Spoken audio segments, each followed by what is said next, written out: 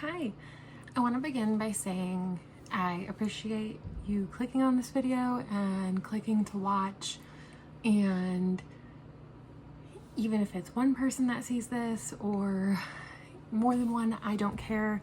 I'm just grateful that you spent your time and clicked on the video.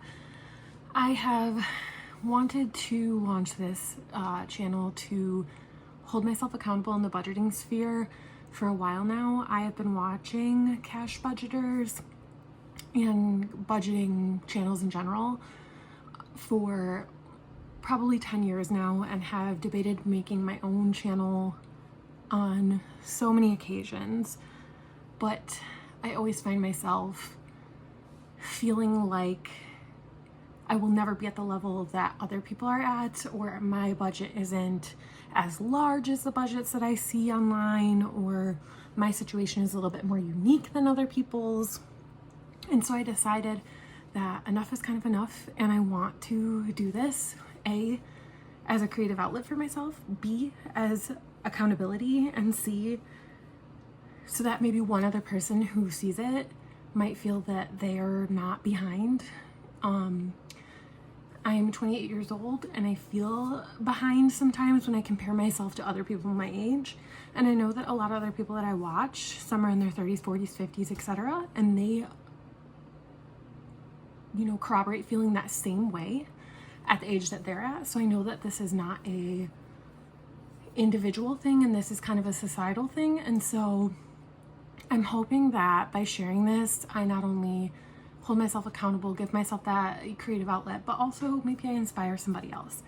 But in order to be transparent and honest, I need to start by letting everybody know and letting myself acknowledge the fact that I'm in significant debt.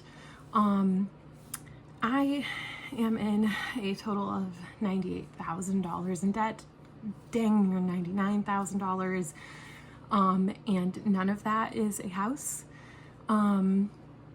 But I will say that also none of that is consumer debt, which is one good piece of it. However, it is still $98,960.68 that I still owe, and was taking out up until this year. Now, I want to start with my lower debt, which is my car. I owe $11,440.70 on my car. It is a 2018 Hyundai.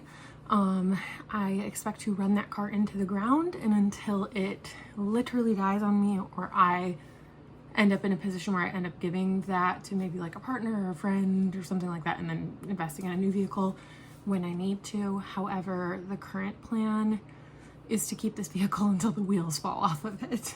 And they better not, because I just bought new tires a few months ago, so they better not.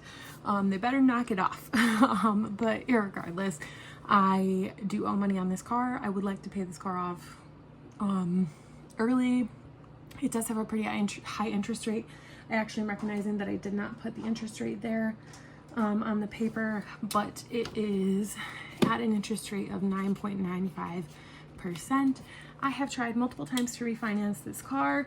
I have been offered really actually pretty good interest rates, 6, 7, 8, which again, is that fantastic? No, I do have really good credit, but it didn't lower the monthly payment enough for me to feel like it was worth it to refinance it. Now overall, maybe I should have done that.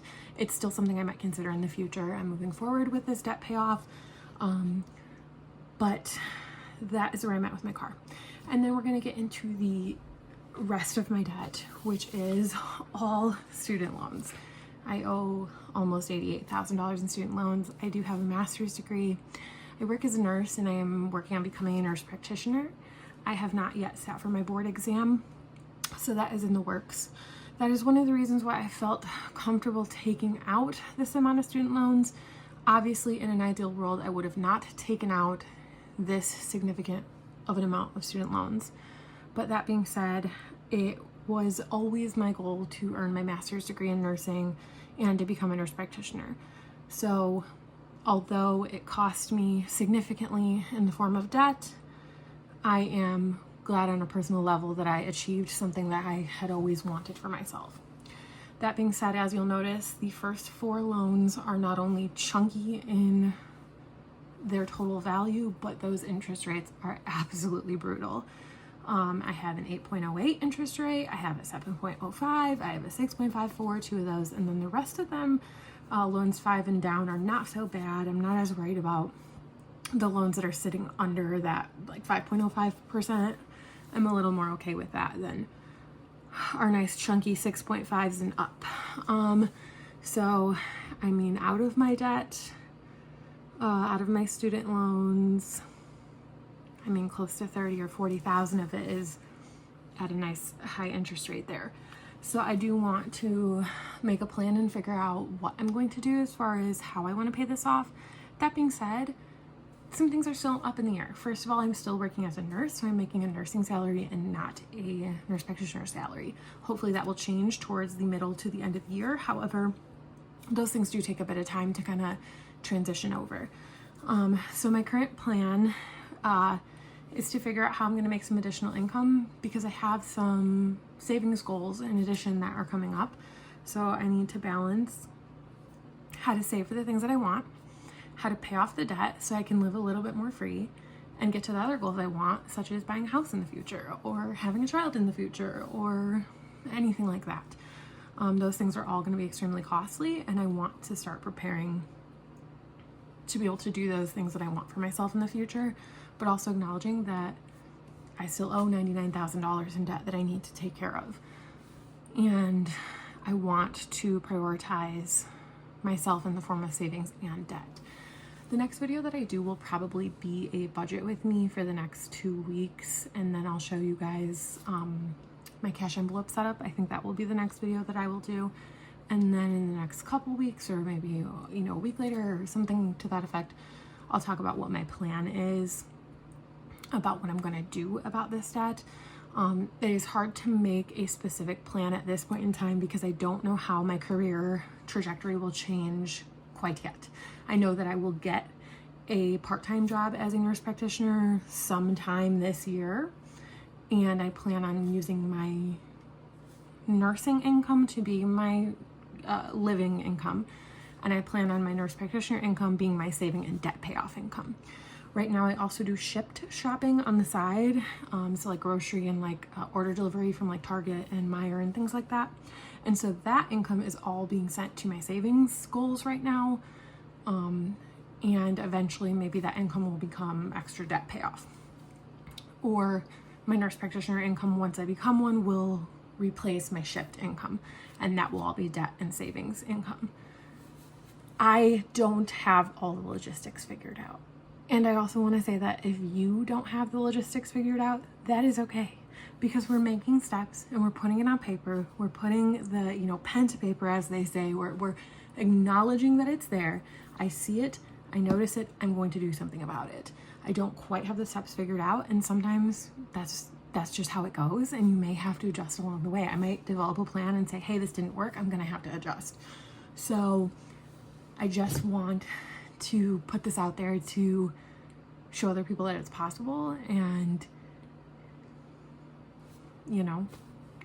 corroborate the feelings of, hey, this sucks to have things hanging over your head, but also we can do this. Like, let's figure it out.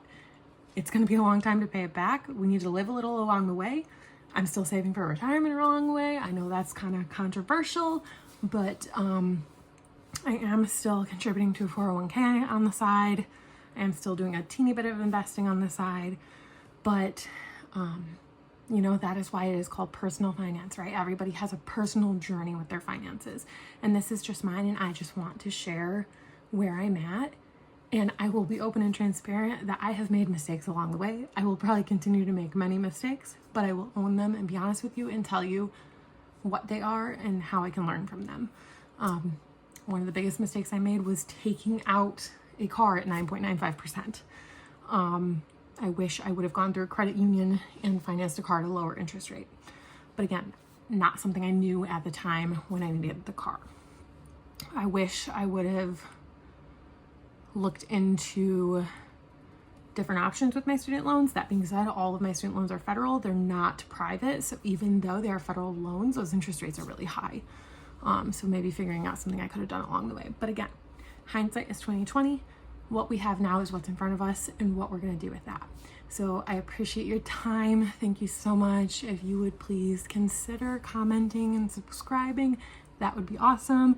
I can't wait to see where this journey takes us. I can't wait to engage with anybody that, you know, decides to engage on the video or anything like that. And then I will more than likely have a budget with me video coming up in the next week or so. But thank you.